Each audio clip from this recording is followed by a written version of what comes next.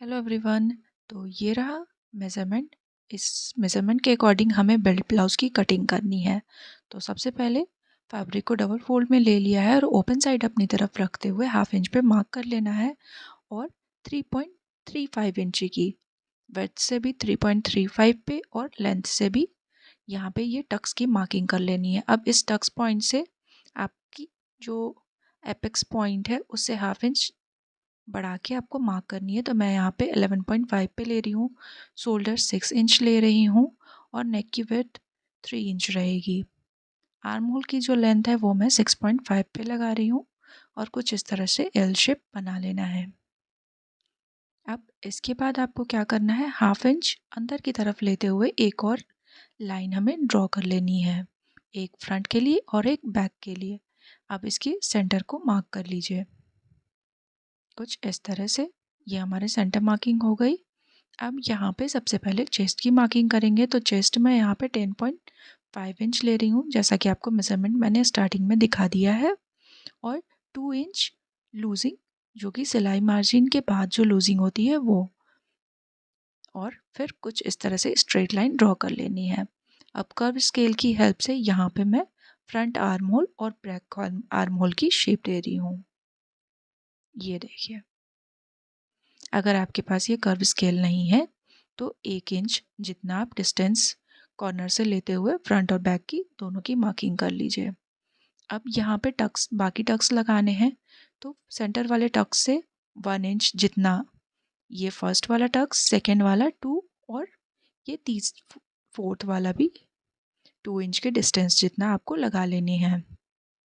अब नीचे से 1.5 इंच जितना मार्क कर लेना है और यहाँ पे या तो कर्व स्केल से या फिर आप फ्री हैंड से हल्की कर्व शेप डाल दीजिए।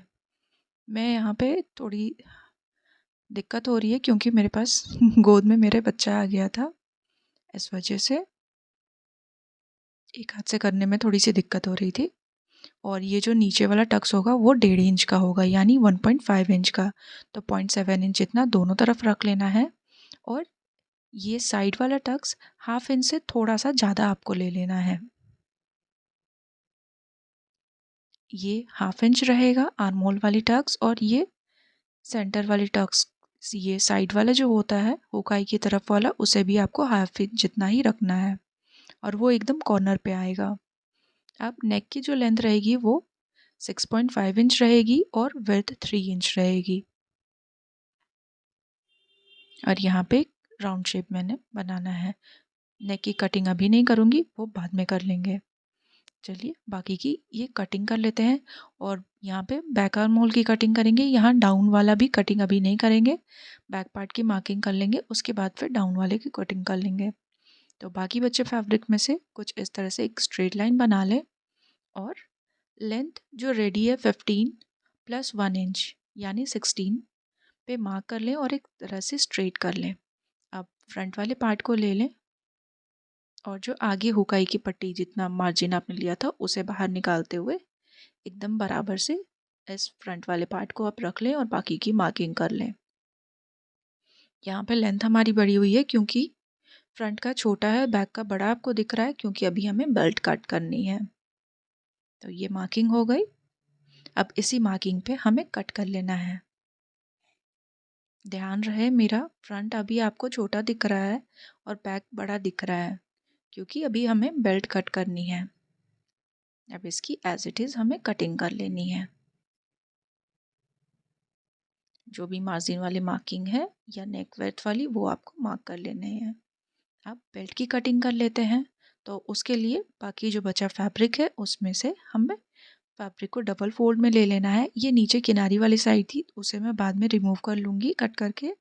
यहाँ पे एक साइड 3.5 पे और एक साइड 2 इंच पे आपको मार्क करना है अपने वेस्ट के अकॉर्डिंग। अब आपको मार्क कर लेना है, जो कि मेरे वेस्ट के अकॉर्डिंग है 9 इंच। 2 इंच में अगेन लूजिंग के लिए ले रही हूँ और कुछ इस तरह से आपको सीधा मिला के यहाँ पे हल्का कर्व देते हुए आपको बेल्ट की शेप दे देनी है। और यहाँ पे ये हमारा बेल्ट भी कट करके रेडी हो गया। ये ब्लाउज़ की कटिंग हमारी कंप्लीट हो गई है। आपको कोई भी प्रॉब्लम हो तो आप मुझे कमेंट में ज़रूर पूछ सकते हैं। इसका फाइनल लुक मैं आपको वीडियो के लास्ट में दिखाती हूँ। Thanks for watching. वीडियो अच्छी लगी हो तो लाइक शेयर एंड सब्सक्राइब।